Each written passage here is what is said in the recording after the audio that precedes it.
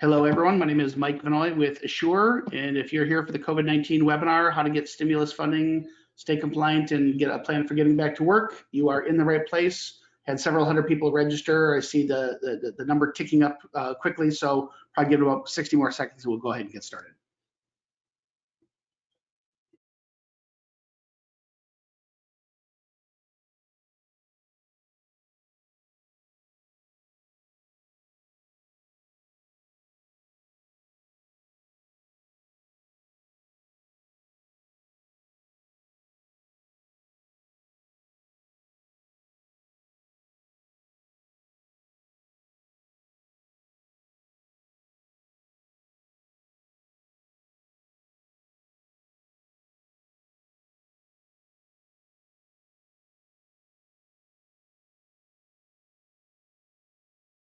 Hello and welcome, everyone. My name is Mike Vanoy with Assure.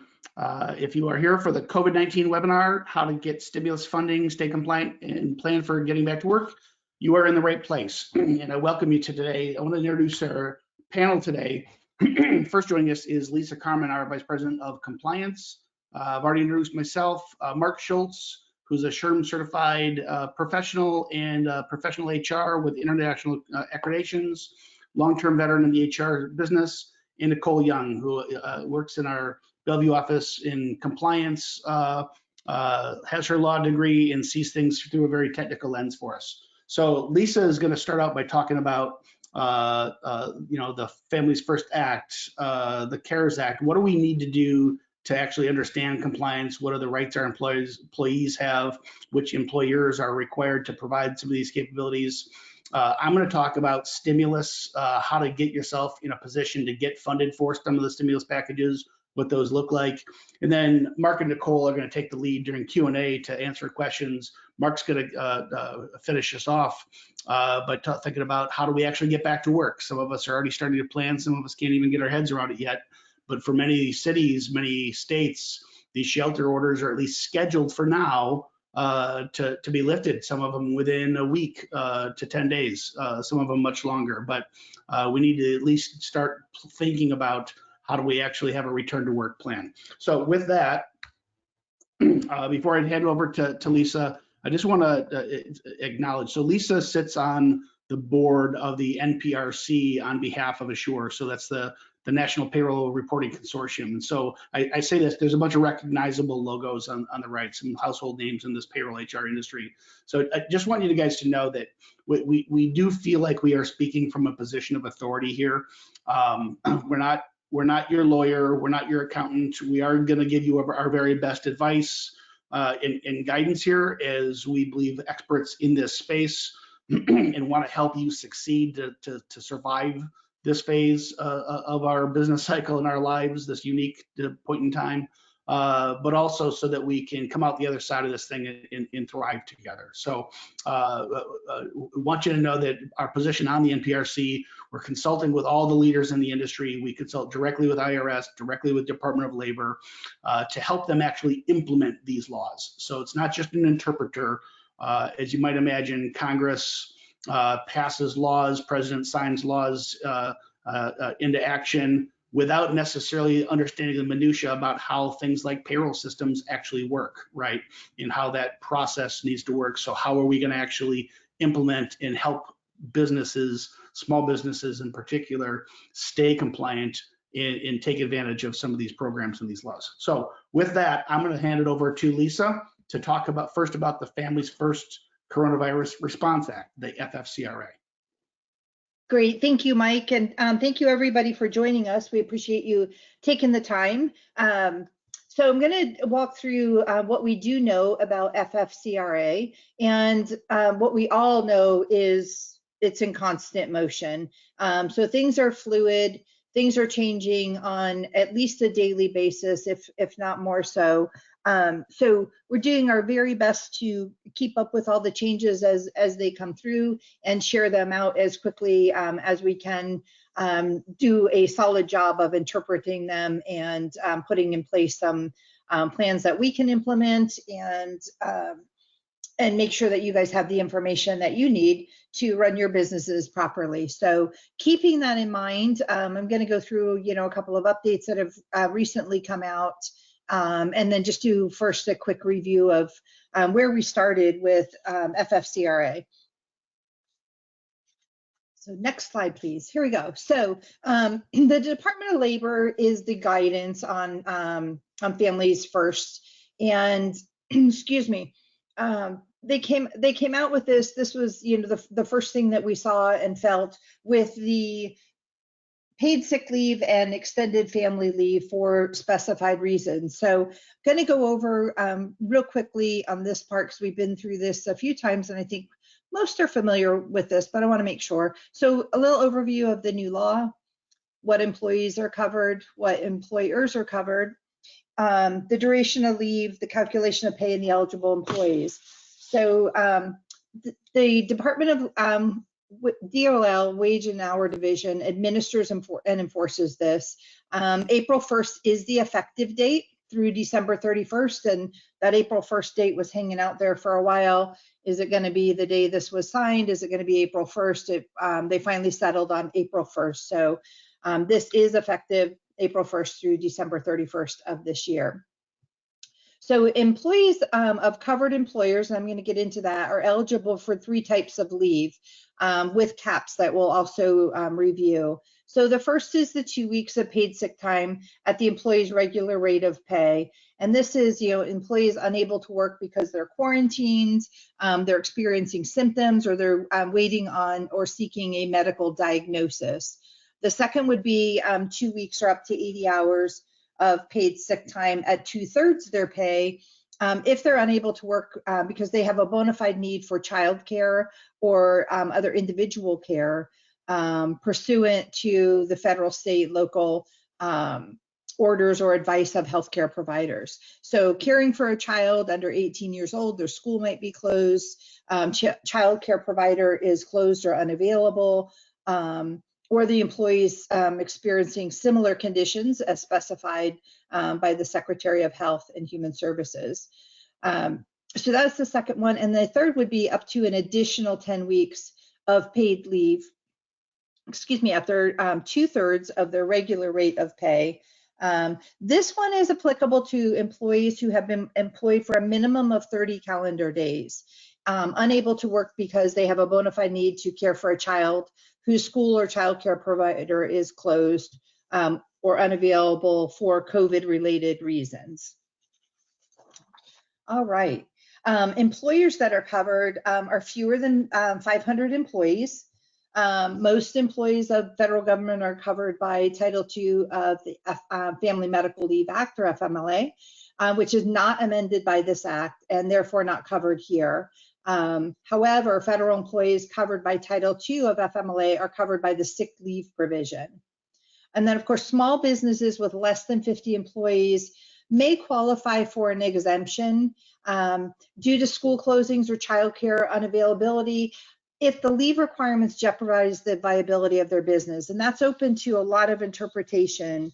So it's really, for you to decide, is this really going to negatively impact my business? Is this going to put me out of business if I adhere to some of these leaves? So something to think about there. And then next slide, please. So eligible employees are covered for the 2-week sick time related to COVID if 30 plus days as an employee, eligible for that additional 10 weeks for an aggregate of 12 weeks. And their qualifying reasons would be the federal, state, or local quarantines or isolation orders. They've been advised by a healthcare provider to self-quarantine, experience symptoms and seeking or waiting for a diagnosis, caring for individuals subject to an order, self-quarantine as described above, caring for a child, and experiencing similar conditions. So I'm going to briefly get into, whoops, guess we're not. All right, calculations. Let's take a look at that. Can you go forward, Mike? Hit me with There we go. Just a couple summaries. This is going to get into the calculations and the caps. And this is how the CARES Act came out and either clarified or related to FFCRA in some way. All right, so the CARES Act did clarify that the employer's requirement to provide the 2 weeks of leave is not to exceed $511 a day, and the cap is $5,110 per individual, or $200 a day and $2,000 in the aggregate for an employee to care for a quarantined individual or child. It also clarified the responsibility to provide the 10 full weeks of paid leave that doesn't exceed $200 a day, or the $10,000 aggregate for each employee for a combined total of 12 weeks. So that's the 2 weeks of sick leave and then the 10 weeks of leave to care for another if necessary. Right. It also clarified and spoke to expanding FFCRA by providing an advance of the payroll tax credit. So this is, requiring Secretary of Treasury to prescribe regulations to permit the credit advance, and it requires the Secretary of Treasury to waive the penalties associated with the advance and failure to deposit certain payroll taxes. So this is the introduction of Form 7200. Which is out on the IRS website. The instructions for use are also out there. I'll get into this in a little more detail here, but this form can be used to get an immediate advance on those credits there. And then also going to get into the Social Security deferral. As recent as April 10th, the IRS clarified via an FAQ document they published that an employer who has applied for and received a Paycheck Protection Program loan, or PPP as we're going to refer to it, that is not yet forgiven can continue to defer payment of the employer's portion of Social Security tax without penalty. So once they get notice that that loan has been forgiven, however, they're no longer eligible to defer.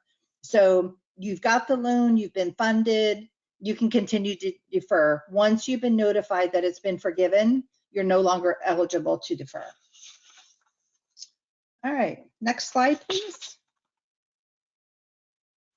All right, so let's talk about the Social Security deferral and the employee retention credits a little bit. All right, so this is the employer's Social Security deferral portion only, extends through December 31st of 2020. That deferral is expected to be remitted to the agency in 2 installments, one due on or before December 31st of 2021, and the final payment on or before December 31st of 2022. Payroll taxes that can be deferred include the employer portion of Social Security, the employer-employee representative portion of the railroad retirement taxes that are attributable to the employer FICA rate, and half of the SECA tax liability. So this is not provided to employers that avail themselves to the SBA 7A loans, specifically designated for payroll. And then again, if you've got a PPP loan, you can defer up until you receive notification that the loan is forgiven. So once notified, that needs to stop immediately. And this deferral is not applicable to the FFCRA processing, as that's a different credit. All right, next slide. All right, it's a refundable tax credit that you can get immediate access to via the IRS Form 7200. So reducing your employment tax deposits you would otherwise be required to make. The specified taxes equal 50% of the qualified wages of an eligible employer pays after March 12th and before January 1st of 2021. So March 12th through the end of December. If your tax deposits aren't sufficient to cover the credit, you may get an advance payment from the IRS back to that Form 7200. And then for each employee, wages, including certain health plan costs, up to $10,000 can be counted to determine the amount of that 50% credit. Next slide, please. All right. Employers, including those that are tax exempt, are eligible for the credit if they operate a business during the calendar year of 2020 and experience one or more of the following. So full or partial suspension of operations of their business during the calendar quarter because of governmental orders limiting commerce, travel, group meetings due to COVID-19, or the unfortunate significant decline in gross receipts beginning on the first day of the first calendar quarter of 2020, in which the gross receipts are less than 50% of gross receipts for the same period of time, same quarter in 2019. Or a significant decline in gross receipts ends the first day of the first calendar quarter following the calendar quarter in which the gross receipts are back up to more than 80% of gross receipts for the same calendar quarter in 2019. So these credits stop once your business bounces back and you're back up at that 80% mark. So reason to celebrate, but then the credits stop. So, all right, next slide. All right, so this is what we do know right now about the employee retention credits. This is kind of the latest new compliance issue to come out. We're not able to report them for first quarter of 2020 on the 941. So retention credit refund requests for March 13th through the 31st will be included on the form 7200. That form was just released on March 31st to expedite these refunds, and it is out on the IRS website along with the instructions. Right now, the form has not been approved for service bureaus to sign on behalf or file on behalf of clients. So we're watching for further guidance on that, but right now that's a form that each client's going to have to take on themselves if they want to take care of those immediate credits. Reconciliation will be anticipated second quarter on the 941. Not available to employers receiving small business interruption loans, and it should not include wages used for the computation of the FFCRA credits, those sick leaves and the family paid leave that we talked about previously. This credit too is provided through the end of December of 2020.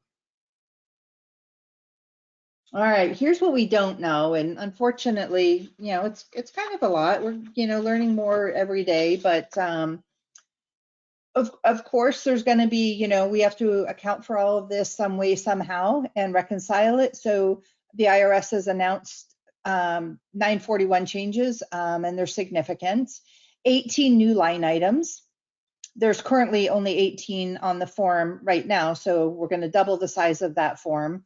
2 of those lines will be renumbered, and they will apply 22 new business rules for reporting and filing of this form. We don't have a draft of the form, so no changes, no ETA on that. The electronic filing schema was actually, there's a communication out this morning, which they anticipate giving us access to within 48 hours. So we should see that, and we'll know more about this, but we won't have a final until June 30th.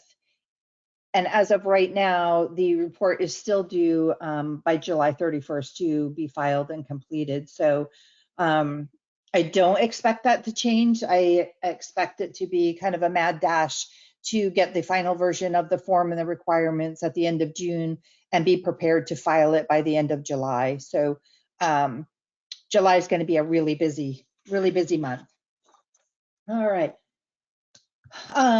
No information on what's going to be included on those 18 lines, but we anticipate it'll be, regarding the FFCRA reporting, the paid sick leave portions and categories of them, the emergency family leave extension, and the employer credit values and the computations of them. Also anticipated it'll cover the CARES reporting, the deferred Social Security amounts, and those employee retention credits that we just spoke of. Not sure yet how the form 7200 is going to impact the 941. Highly likely that it will, as we'll need to be able to reconcile. And is that going to be quarterly or annually? So not sure there yet. And what's going to be requested is unknown at this time. I continue to work with the NPRC and the IRS to support ways to reconcile the reporting and the credits established by both FFCRA and CARES. So we're working really closely, with our peers in the industry to ensure that we present solutions that work for not only the agencies, but for so many of the payroll providers to provide consistency and standardization across the board to make it, one, it makes it easy for everybody. It's easier for clients to understand. And so we're trying to make that as simplified as we possibly can. So that's the group of folks that Mike mentioned I worked with earlier on. And I will tell you, it's really nice to come together as an industry to represent so many employers in doing the right thing so we can ensure that we're compliant and timely with this. So a couple other things that we're not yet sure on and we're pending guidance. Next slide, please. So how will the deferred Social Security payments be reported and reconciled? So highly likely it's going to be on the 941. And, they not sure how they're going to do that yet, but it's coming, and we know it's coming. And as I stated a minute ago, it's going to come fast and furious towards the end of the quarter. And then what other forms are going to be impacted? Is it going to impact the W-2? And if it does, how so? Will impact 1099s for self-employed individuals? And if so, how's that going to be? And then all the other returns that are impacted, the 940, the 943, 44, W-3s, 1096s, and 1099s. I anticipate that there's going to be impact there on all those forms. So it's going to be a really busy year in keeping up with all these forms. And then how are the federal depositing requirements going to identify these credits or repayments? Is it going to be one year-end payment at the end of 2021 and 2022? Are they going to allow us to, prepay it if a client says, I'm good to go now. I want to catch up on this and be done. So those are things we're waiting to hear on, and options that we'll definitely share out when we have more information on that. And then finally, what's next? And of course, we don't know. There's, a growing number of items in draft that will be presented at all levels, federal, state, local, regarding the filing the returns, the remittance of the funds, and then any additional support elements. So we're constantly monitoring this. I'm sharing information back and forth with my peers. I've got a great support system and a great compliance team here at Asure. So a lot of people looking at this stuff pretty much all day, every day. And we will be happy to share out and continue to do these types of webinars to share this information as we receive it. And with that, I'm going to turn it over to Mike. All right, thanks, Lisa. A lot of really awesome information. It's a dense topic, so just know that we are recording this webinar. We're going to send out a copy to everybody afterwards, so you'll have all the text that was on the screens at your disposal for note taking. So lots to digest, but really, really important. So thanks, Lisa. All right, so next topic that I want to talk about, small business stimulus. How to get funded, and then equally as important is to get reimbursed. And so the two big products, financial products I'm going to talk about, are the EIDL and the PPP. I think most of us probably know what those acronyms are at this point. We'll get into it a little bit, but I don't want to overlook what I think is really low-hanging fruit that I keep hearing feedback daily that a lot of businesses aren't aware of. And I'm just going to tell you, your best friend right now is Google. So if you just simply Google the term COVID grants or COVID low interest loans, COVID support for ... fill in your industry, fill in your city, fill in your state, your some association you belong to. This was popping up on the screen. This is about 5 minutes worth of just some copy paste of what was just immediate results. What I'm telling you is that the big money is probably sitting in PPP and EIDL, and you should absolutely be pursuing those. We'll talk a lot more about the details, including funding challenges from Congress. But don't overlook a lot of low-hanging fruit. I personally know business owners that are getting $5,000 0% interest two-year loans, that are getting $500 grants just as part of the association they're from. So it doesn't matter whether you're a painter, an artist, a dentist, a restaurateur. Everybody has an association. There are funds everywhere in every geography, in every industry that you can imagine. And even if it's not money, there are resources there to help. So Google's your friend. Start, by all means, start there. So with that, let's then jump into kind of the bigger topic here. So as part of the CARES package, Congress funded, it was a $2.2 trillion stimulus package, a lot of the money going to, states, helping them have the resources to fight the virus and give healthcare facilities the resources for PPE equipment and all kinds of resources. $350 billion of that approximately was designated for small businesses. The lion's share of that $350 billion went to the PPP, the Paycheck Protection Program, with other money there to fund the EIDL, Economic Injury Disaster Loan. So the EIDL, this is the same, so it's backed by SBA, Small Business Association. So it's a federally backed program, but it's the same architecture. It's the same program that's been in place for years. So if you got business shut down because of a hurricane or a tornado or some other natural disaster, this is the same EIDL process in loan and funding process. The only difference is the money is now being funded and routed specifically for the coronavirus response, right? So and the EIDL loans were available long before the Families First Act, the FFCRA. It was in certainly therefore longer than the CARES Act. So this was something that existed. States published it. All was required was for a state to declare themselves as a natural disaster. And then as soon as the federal government also claimed that state as a disaster area, then they became eligible. So so there were people in certain states that were applying for EIDL long before any of this legislation passed. But now, because of CARES, they kind of got tied together, at least in the funding. So let's just talk about the core differences. So on the first line with that checkbox, what are the uses of the money? How can you spend the money? So Paycheck Protection Program, that really is, it's in the name what the purpose of the program is. It is meant to do two things at once. It is meant to help small businesses, thus the less than 500 employee requirement, but in a way that specifically helps employees, right? So this is not meant to be a vehicle for small business owners to say, hey, I really needed that CNC machine that costs $100,000. I'm gonna buy that equipment that I've been dying for, or I'm gonna buy a new building. It certainly isn't designed for small business owners to enrich their own pockets at the cost of employees. This has the purpose of, it's designed such that they don't want business owners to lay off employees, and if they did lay off employees that they had to, that they bring them back and get them off of unemployment. That is the stated purpose.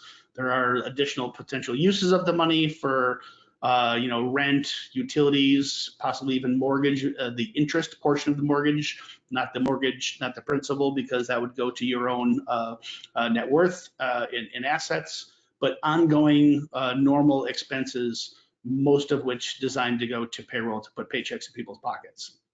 The EIDL, you can spend the money on payroll and in those same things, but you can also spend that money on fixed debts. Maybe you already bought that lathe or CNC machine, your manufacturer, and you've got big payments. And just because you had to close the doors doesn't mean you have to stop making payments. So you are truly economically impacted. You don't have the orders that you used to have. You've got rent, you've got a mortgage perhaps, but you also have other fixed debts that you need to pay. You can use your EIDL money for that. Both of these programs are backed by the SBA. What the SBA is not going to let you do is to double dip. You can't use payroll protection, paycheck protection money, the PPP money to pay payroll that then later gets forgiven, and then also use your EIDL money for payroll money. They're gonna, because they're administered and backed by SBA, they're gonna roll one into the other. They're gonna roll the EIDL money into your PPP money. But if the stated purpose of your EIDL money is for other purposes, for example, fixed debts, rent, utilities, then you have the opportunity to participate in both as mutually exclusive programs. So that's use of money. Next line for how much you can borrow. So you can borrow up to $10 million in PPP. It just calculated at 2.5 times your average monthly payroll. And we can talk a little more detail about what's included in that, excluded in that. But it's like the name says, paycheck protection program. If you have a small business, and I'm not picking on lawyers, but maybe you've got a small law firm with 5 principal partners who make a very good living, and you have some paralegals and legal and clerical staff, you can't include the money for all the high-paid partners. It's anything under $100,000 for your average monthly payroll. That's how you calculate how much your loan is, and that cap is going to be $10 million. So again, the idea is to borrow enough money to pay people, right? And for an 8-week period of time. We're going to talk about that in a second. The EIDL loans allow you to borrow up to $2 million. It's a little bit more mysterious how they even calculate that and what you're going to be eligible for. But part of the EIDL is to include, and it's a simple checkbox in the form that up until this morning existed. We'll talk about that in another 2 slides. That as part of EIDL, you can borrow up to $2 million. You got to pay it back over a longer period of time, more of a traditional loan. You can see a 3.75% interest for over up to a 30-year period. But it will include a $10,000 loan that instantly converts in as unforgivable. Therefore, it's really a $10,000 grant. Okay, so PPP up to 10 million. It's 2.5 times your average monthly payroll. Any money you don't use for payroll, if the loan is not forgiven, it's charged 1% interest. They got to pay back in 2 years. So we're going to talk a little bit about you got to put your thinking cap on here for deciding how much you actually want to borrow, because the payment, even though it's cheap money at 1%, 2 years is a pretty short window to pay that back, especially if you're an economically distressed business, right? So that's the big difference between the two for terms. And then what makes it so interesting, the PPP program, second row from the bottom, is it is potentially 100% forgivable. So keep in mind, go back to the name, Paycheck Protection Program. This is designed to help employers keep the lights on while paying employees, getting them off of unemployment, keeping employees with paychecks, right? So the individual employees, individual contributors can keep the lights on in their homes and pay and feed their families. That's the mission here. And so if you use at least 75% of your money of the loan for that purpose, then that is up to 100% forgivable money. The EIDL, it is a straight up loan. You are going to pay every single penny of it back minus the $10,000 grant. So that is a traditional loan. You just happen to be doing it directly with SBA, which takes me to the last line. And this is a really important difference. The PPP, you are going to be doing this directly through your bank. So the PPP program, all those loans, even though they're both SBA-backed loans, it is the bank who facilitates and services the PPP loan. The EIDL is done directly with the SBA.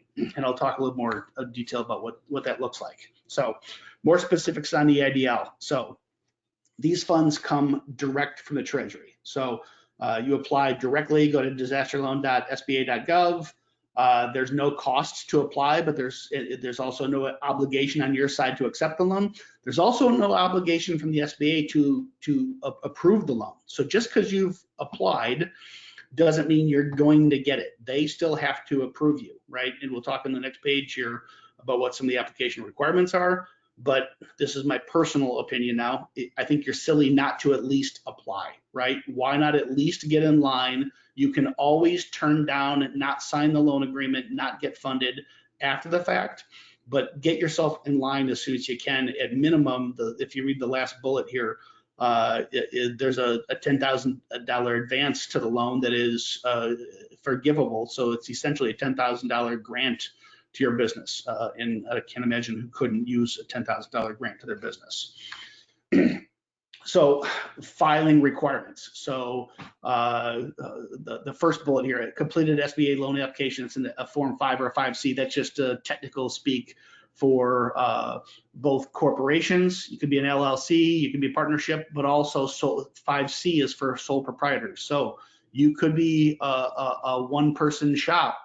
You're a consultant. You have your own lawn care business. You have some consulting operation. You don't have direct employees, or maybe you only have 1099s. You're still eligible for EIDL loans. So including up to the grant money. So by all means, this is not just for mid-sized businesses or corporations. If you're a sole proprietor, this goes for you too. So you can read the rest on your own. It's the basic stuff that you would have to do for any loan, right? An IRS Form 4506, your normal tax returns. Because this is the EIDL and this is up to a 30-year loan that has to be paid back, they want to see your schedule of liabilities. What is it that you need the money for, right?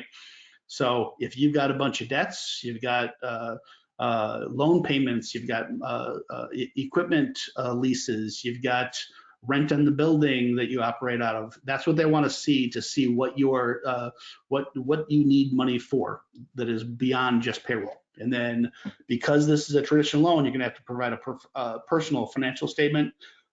If it's less than $25,000, you're not going to be, they published that you're not going to be on the hook for personal guarantees. Anything over $25,000, you're going to have to provide personal guarantees, which means regardless of your corporate structure, you're personally accountable for paying the money back.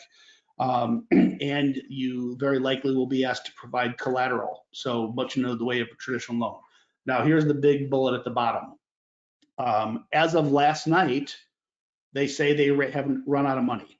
So on a technical basis, that's true. So if you go to the SBA website, it literally says, that's a copy paste, notice :space lapse in appropriations. So that was as of very early this morning.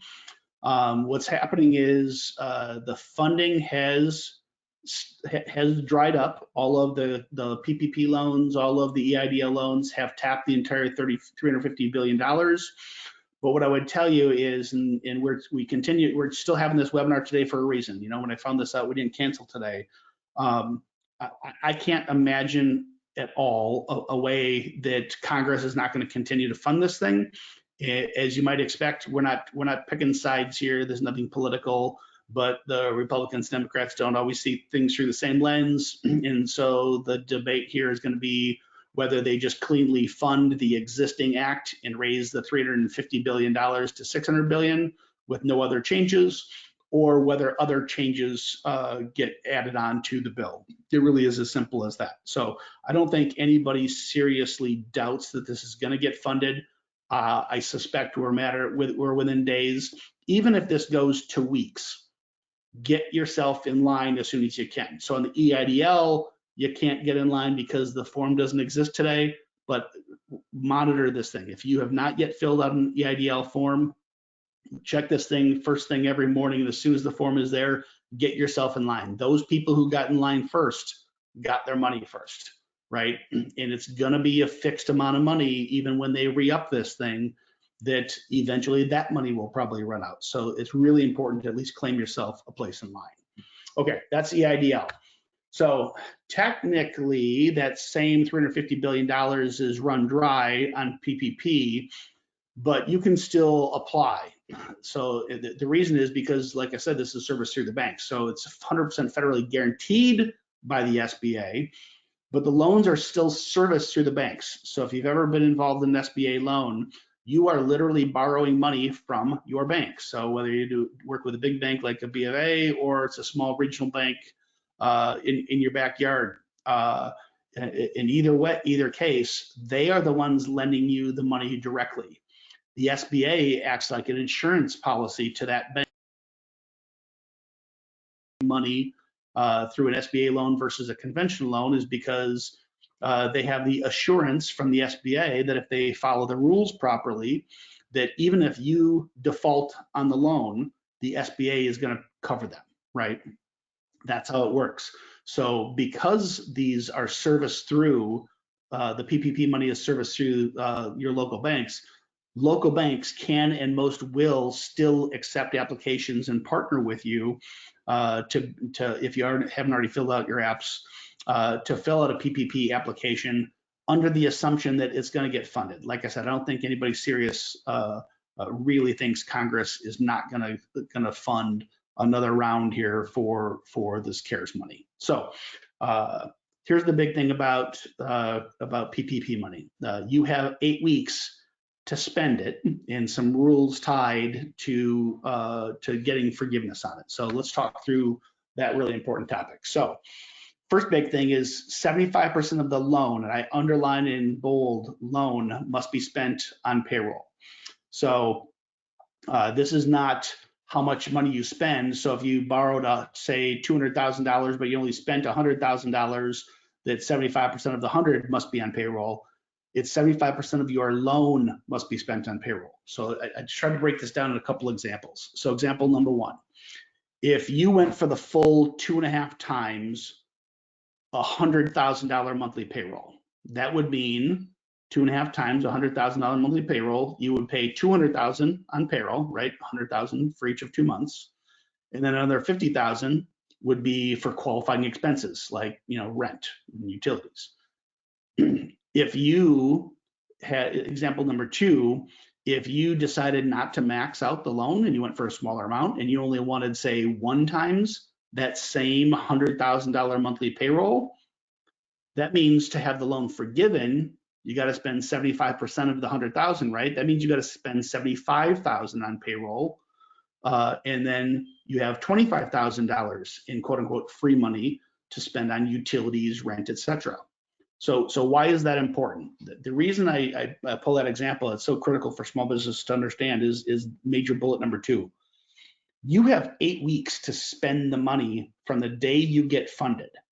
And the problem is so many businesses are getting funded even though they can't legally even open the doors because of shelter orders, right? So if you run a software company and you're getting some PPP money, everybody works from home, they're all virtual. This is just an amazing program for you, right? If you had to lay people off, you can bring people back on. Great way to get them off unemployment, and a really stimulative package for your business if that money gets forgiven. If you are a restaurant and you get this money, how the heck are you going to pay all your employees when there's no work for them to do because you can't even legally open your doors? Much stickier situation. So, and this is where I go back to the previous slide. You're gonna have to partner with your bank. If you haven't already filled out your application, you absolutely should be filling out applications for this so that you get yourself in line for when funding does come back. But really think long and hard about how much money you truly need, and think about timing for when your local shelter orders are removed, right? So when you can open the doors again. If you have the ability to pay people based on estimated work, perhaps it's a business where you pay commissions and there aren't sales to fund those commissions. Maybe you pay on estimated commissions, like a draw that somebody works against. You're going to have to work that out with the bank, because it is up to the bank to provide the documentation and proof to the SBA that money is forgivable. So your tolerance here is not between you and the SBA and understanding the SBA rules. Your tolerance should be what your bank is going to require, because this is all about your relationship with the bank and what the bank thinks they need to prove to the SBA. And some banks are very conservative. Some are going to be higher risk takers.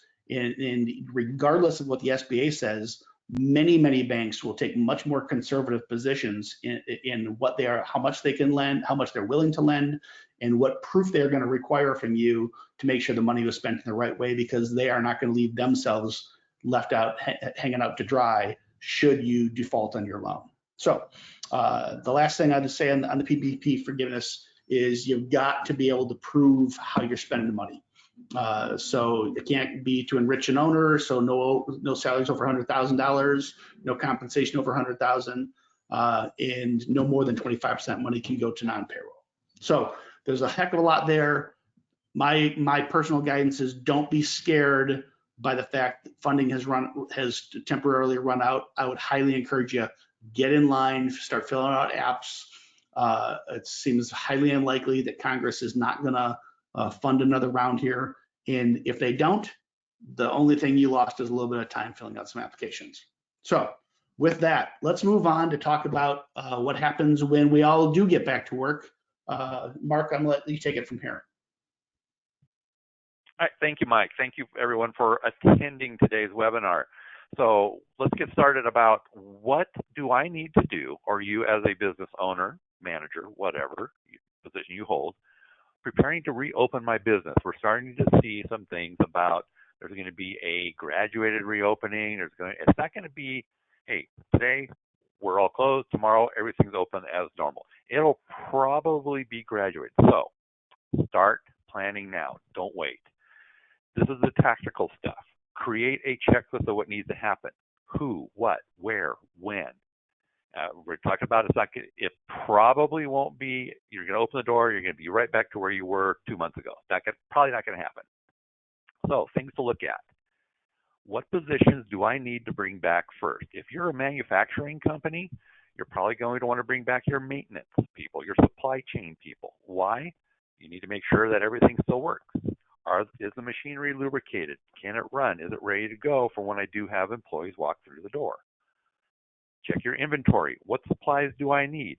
Is my supply chain even open? That could be a major issue. And how long will it take for me to get operations going? If I start with a minimal staff, what does that minimal staffing look like? What are we going to accomplish 2 weeks from now, a month from now, 6 weeks from now?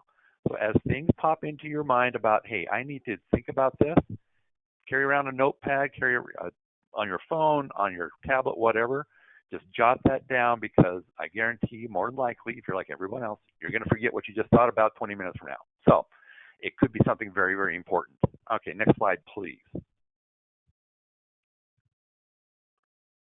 All right, phase two. There's 3 phases to this. What opportunities are there now? What might pop up later?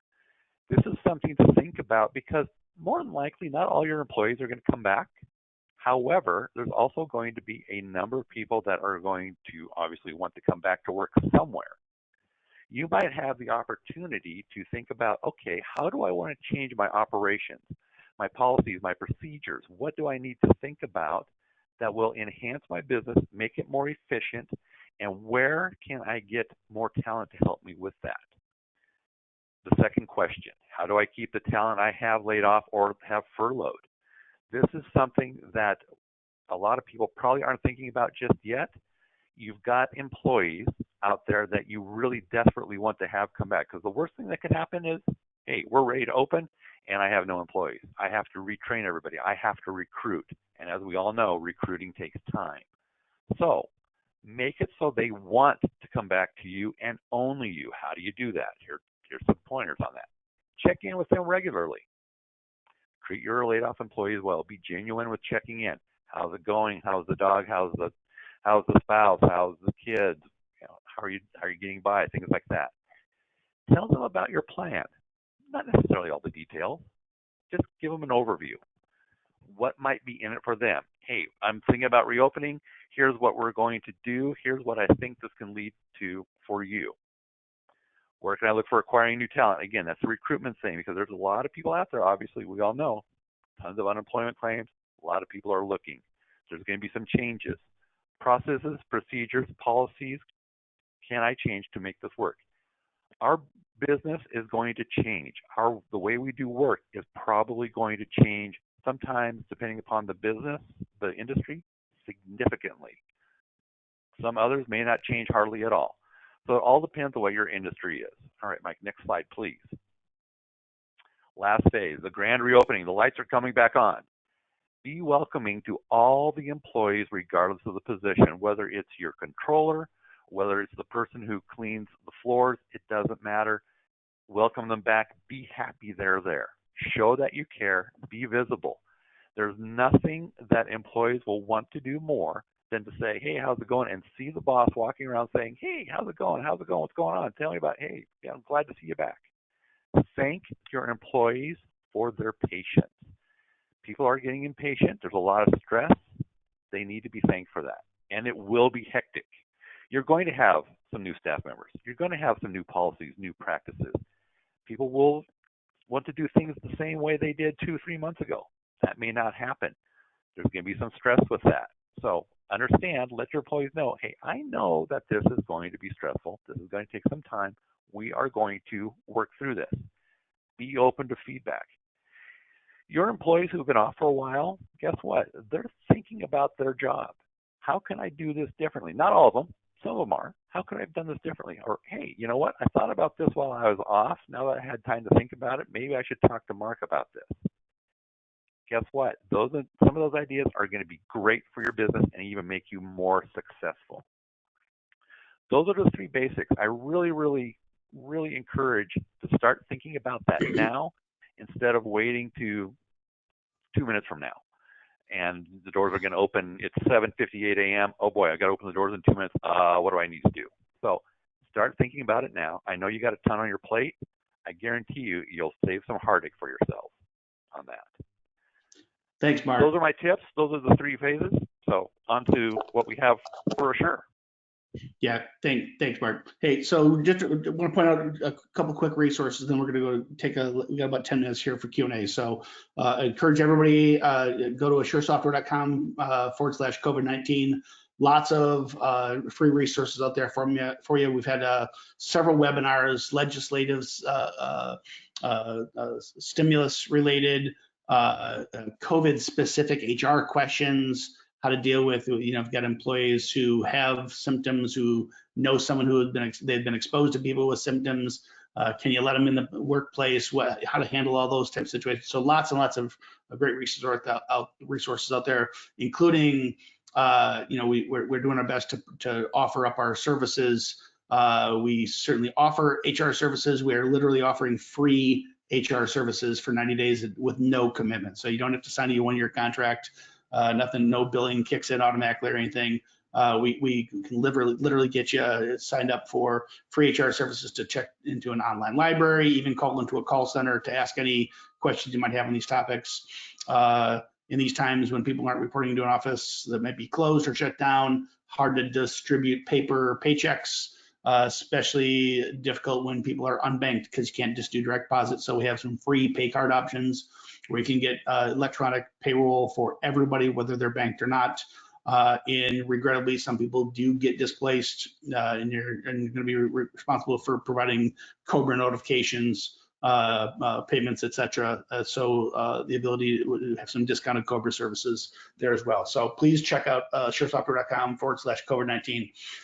With that, I'm going to open up to questions here, and I would encourage you, if you have questions, go to the question and answer, the question section of the GoToWebinar app. I'm going to do my best to address as many as we can. I'm just opening it up here, and I can see tons. I can tell right now we're never going to get up to all these in 10 minutes. I will start, and maybe this is a place for Nicole or Mark to hop in. We've gotten questions on Tuesday's webinar, and I can see some of these today already. This notion, Mark, you're talking about opening doors, getting back to work. Some of these shelter orders are going to open up, and the employer has got PPP money that they need to spend, but some of those employees will not want to come back to work. They might love their employer, but they might not feel like it's safe. They might not be comfortable yet. What do you do in a case like that? Talk to your employees. Say, okay, I understand your concern. Provide some PPE. Here's what we're going to do. We're going to sterilize the place. We're going to give you gloves. We're going to provide masks. these are the steps we're taking. We have our cleaning crew come in on by every other day to wipe down countertops, to make sure disinfect door handles, the common areas. We're going to do what we can to take care of you as an employee. Social distancing is still going to continue. People are going to want to continue that because there's some fear out there. Nicole, you have something that A couple of points to that. First, I would ask the employee what in particular makes you feel unsafe. And if the employee says to you, look, I'm over 65, I'm at risk for complications, and so I don't really want to expose myself to this virus potentially, you could potentially tell them, hey, look, if you get your healthcare provider to advise you to self-quarantine for a stated period, you may be entitled to emergency paid sick leave. And they could take 2 weeks of EPSL and you could receive a tax credit for wages paid out. But in order for the employee to qualify for this, they need to have the healthcare provider advise them to quarantine themselves. If the employee says to you, I feel unsafe because I have an underlying medical condition, you could again address emergency paid sick leave. But I want to say a word of caution here. If someone does have an underlying medical condition, then they may fall under the Americans with Disabilities Act. And what that means is you may have to engage in the interactive process to see if there's possible accommodations for them in order for them to perform their work. And actually, a possible accommodation under this law is an unpaid leave of absence. So those are 2 considerations. If the employee says to you, look, I'm frightened. They don't say to you, I have an underlying medical condition. They don't say I'm over 65. You could say to them, okay, some things to consider potentially are that if you do come back and, we can work with you to maybe come up with modifications to make you feel safer. But if you do come back, you're going to retain health insurance benefits. And I think that's huge. If someone, even if they are receiving money through unemployment, I think it's really important that they are also getting health insurance coverage. So that's sort of another incentive for people to come back to work. And Nicole, isn't it true that it could put an employer in a tough position, right? Because so let's say you're a small company, right? Less than 50 employees. Your economic burden is unrealistic to provide, emergency medical leave at any cost. But offering this person their job back kind of creates a rock and a hard place where that employees, if they're offered work, they're going to fall off of unemployment if they don't accept one. Is that the case? Or can they decline back and still claim unemployment? Sorry, you cut out a little there. Was the question, is there a small business exemption for emergency paid sick leave? And then what was the second question you had? Well, so knowing that there is an exemption for small businesses, if you offer the employee their job back because the shelter order has been lifted in your area and they don't want to come back, is it true that they are not eligible to continue receiving unemployment? Correct. Okay. So first, let's start with the small business exemption. I just want to clarify that is only available to employers who have under 50 employees and for employers who are being asked to offer emergency family medical leave or emergency paid sick leave to care for a son or daughter. So what that means is if you have an employee, a current employee, not a potential new hire, who asks for emergency paid sick leave, because their doctor is advising them to quarantine themselves, then you do have to offer this. There's no sort of exemption available to you. Now, if you have an employee who is out on unemployment and they say to you, no, I don't want to come back to work. It's going to, of course, the rules are going to depend on what particular state you're in because unemployment insurance is run through the state. But there are a lot of states have waived job search requirements. And so I can't necessarily say for certain that this will discontinue their unemployment benefits. So I don't know if you can confidently say that to your employees, but you might want to look into your state system and see, what the requirements are for being ready, willing, and able to return to work right now with all these emergency rules. That's a really thoughtful answer. I hadn't thought about that. That's good. So either Lisa or Nicole, if we get PPP confused on how to be quote unquote compliant, is it the number of employees brought back or is it the payroll dollars? And I think the answer is it's a combination of both, right? Can you either of you speak to the forgiveness and how that relates? So it's Lisa and Mike, you're right. It is a combination of both. And as you said, the banks have a lot of leeway here in their interpretation. So I would say that's something you're going to be very clear with your banker when you take out this loan and how they're going to look at this, what they're going to need as proof of spend and proof of, employees and payroll that are on the books at the time you're requesting the forgiveness. So I'd be very clear in that communication with the bank that you're working with. And I read some SBA guidance on this yesterday, so forgive me, I won't try to cite the exact dates, but I can speak to the gist. So what they're going to compare is how many employees you had prior to how many employees you have during this 8-week period. And there's 2 windows to look at prior. It's either 2019 employees or essentially a kind of a year to date. I think it's through February 15th, but I might be off on that, of 2020.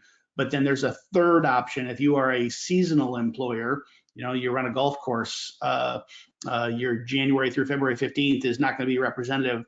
You can do a 1-year look back to that same period of time and see how many employees you had at that. So they do want to see both. They want to make sure that you're bringing the number of people back, but they also want to make sure that you're not fundamentally changing the pay structure, taking a bit, doing so, giving people a bunch of pay cuts.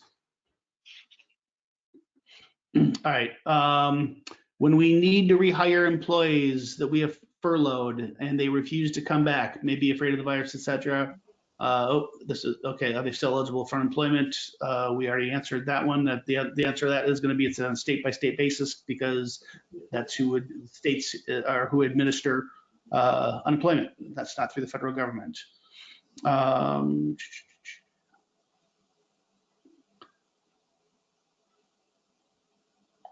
Many questions on that same topic that I think we addressed.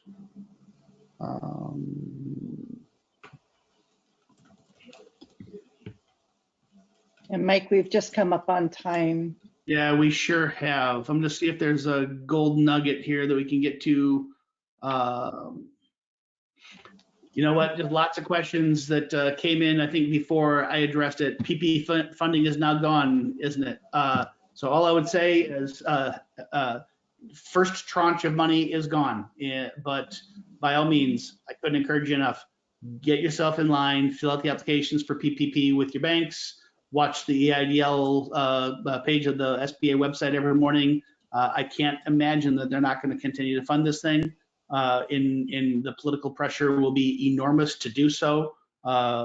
It's just really a matter of timing and what else does or doesn't get attached to the bill that does the funding. So by all means, get yourself in line, stay proactive on this thing to get the relief you need. So we're going to continue to have additional webinars on this topic. As Lisa indicated, there's lots that we still don't know. And when I say we, it's not Assure, no one knows. Because we still don't have all the guidance from IRS, DOL, SBA, as some of this is a moving target. So as things change, we'll continue to update everyone and continue to have webinars, especially in the coming weeks as everyone really does prepare to return to work and define what the new normal looks like. So with that, I thank you everyone for your attendance and wish you the very best in safety.